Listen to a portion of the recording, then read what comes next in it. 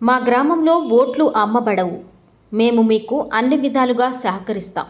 మీరు కూడా మా గ్రామ అభివృద్ధికి సహకరించాలని గ్రామస్తులందరూ తమ తమ ఇంటి ముందు గ్రామంలో ఫ్లెక్సీలు ఏర్పాటు చేసిన సంఘటన నెల్లూరు జిల్లా చేజర్ల మండలం కాకివాయి గ్రామంలో జరిగింది. మేము స్వచ్ఛందంగా ఓట్లు వేస్తాం. ఎవరు గెలిచినా మా గ్రామాభివృద్ధికి సహకరించాలని ప్రముఖ పారిశ్రామికవేత్త ప్రసాద్ నాయుడు ఆధ్వర్యంలో మీడియా సమావేశం నిర్వహించారు.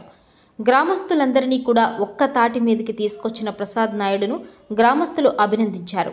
మా గ్రామ అభివృద్ధే మా లక్ష్యం. ఎన్నికల్లో మేము ఎలాంటి తాయిలాలకు మా ఓట్లు అమ్ముకోం. మా గ్రామ అభివృద్ధికి ఎవరైతే సహకరిస్తారో వారికే మా ఓట్లు అంటూ నినాదాలు చేశారు. అంతేకాకుండా గ్రామంలో ప్రతి ఇంటి ముందు నా ఓటు అమ్మకానికి లేదు అని స్టిక్కర్లు కూడా అంటించుకున్నారు. అంతటితో ఆగకుండా ఊరిలో కూడా పెద్ద పెద్ద ఫ్లెక్సీలు ఏర్పాటు చేశారు. ఈ నెల 13న జరుగుతున్న అసెంబ్లీ ఎన్నికల కోసం సృజనాత్మక వ్యక్తీకరణ ద్వారా ప్రతి ఓటు యొక్క ప్రాముఖ్యతను ప్రసాద్ నాయుడు గ్రామస్తులకు వివరించారు. నా ఓటు నా భవిష్యత్, ఓటు యొక్క శక్తి కూడా నా ఓటుతో నా గ్రామ అభివృద్ధి అనే నినాదాన్ని ప్రజలు నడుం బిగించారు.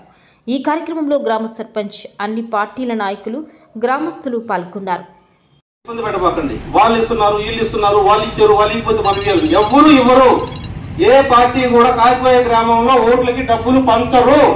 నేను చెప్తున్నాను, నాది హామీ అది.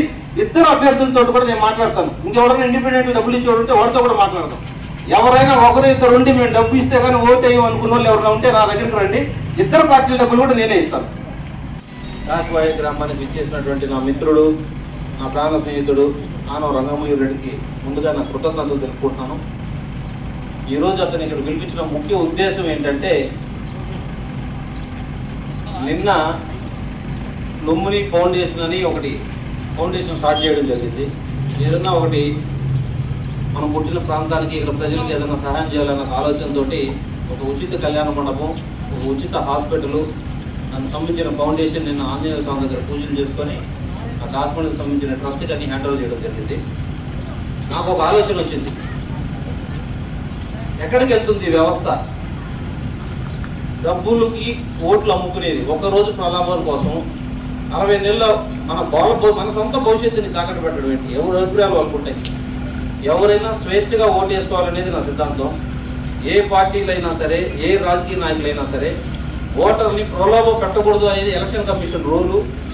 అట్లానే బయట ఎక్కడికైనా నీతులు చెప్తే ముందు ఇల్లుకి తెలిసి నచ్చగలమంటారు. ముందు నీ ఊర్లో డబ్బులు పంచుకుంటుంటే మా ఊరికి వచ్చి నీతులు చెప్తున్నావు అని అడుగుతారు.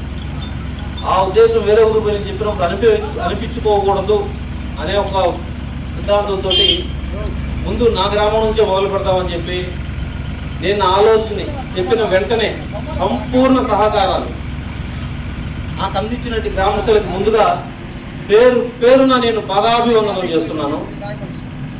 ఇప్పుడు మా గ్రామం తరఫున నా మిత్రుడికి నేను తెలియపట్టి నా విజ్ఞప్తి, గ్రామస్తుల తరఫున మా గ్రామంలో ఓట్లు అమ్మబడవు. మేము మీకు అన్ని విధాలుగా సహకరిస్తాము. మీరు కూడా మా గ్రామ అభివృద్ధికి సహకరించవలసిగా ప్రార్థిస్తున్నాము. మీకు ఏదైనా కావాలన్నా కూడా మా గ్రామస్తుల నుంచి మా సహాయ సహకారాలు మీకు అందిస్తాం. ఎలక్షన్స్లో కానీ ఇంకోట్లో కానీ ఓట్ల రూపంలో కానీ మా గ్రామస్తులకు దయచేసి నా తరఫున విజ్ఞప్తి ఏంటంటే, మా గ్రామం నుంచి ఏ నాయకులు మీ దగ్గరికి మా ఊర్లో డబ్బులు పంచాలి ఇవ్వండి అని రారు, అడగరు. నేను సాయంత్రం నెల్లూరు వచ్చి ఒక 4 గ్రామస్తులతో రిప్రజెంటేషన్ కూడా మీ చిన్నాయనకి ఇస్తాను. మీరు కూడా దయచేసి అడిగినా కూడా పంపించొద్దు కాకివాయి గ్రామానికి. విక్రమ్తో కూడా మాట్లాడాను. వీళ్ళు వచ్చి అవతల పార్టీ వాళ్ళు ఇచ్చి మనం ఇకపోతే అదవుతుంది, యువతల పార్టీ వాళ్ళు ఇచ్చి అవతల ఇకపోతే అదవుతుంది చెప్పి ఇక్కడ మాట్లాడతారు, అక్కడ మాట్లాడారు చెప్తారు నాయకులు. అతనికి చెప్పాను, అతను కూడా పంపాడు. ఇరు పార్టీలు పంపారు. ఎవరు పంపించినా కూడా నేను మొహమాటం లేకుండా కలెక్టర్ దగ్గరికి డిస్క్వాలిఫై చేపిస్తాను, ప్రలోభ పెట్టారని చెప్పి నేను రిప్రజెంటేషన్ ఇస్తాను. నా గ్రామం నుంచి నేను అడిగేది ఏంటంటే, నాకు ఊహ తెలిసినప్పటి నుంచి నేను బాగా బాటపి నెల్లూరు అయినా కూడా ఒక్కరోజు స్కూల్ చదువుకున్న రోజు కూడా నాకు 2 రోజులు సెలవు దొరికిన ఊరికి పరిగెత్తాను బస్సు. అంత ఇష్టం నాకు ఊరంటే. నేను చిన్నప్పటి నుంచి చూస్తూనే ఉన్నాను. వర్షాకాలం వస్తే 2 రోజులు ఇటు నుంచి అటు, అటు నుంచి ఇటు రావడానికి ఆ వాగు పొల్లితే ఊరు దిగ్బంధం, జల దిగ్బంధం.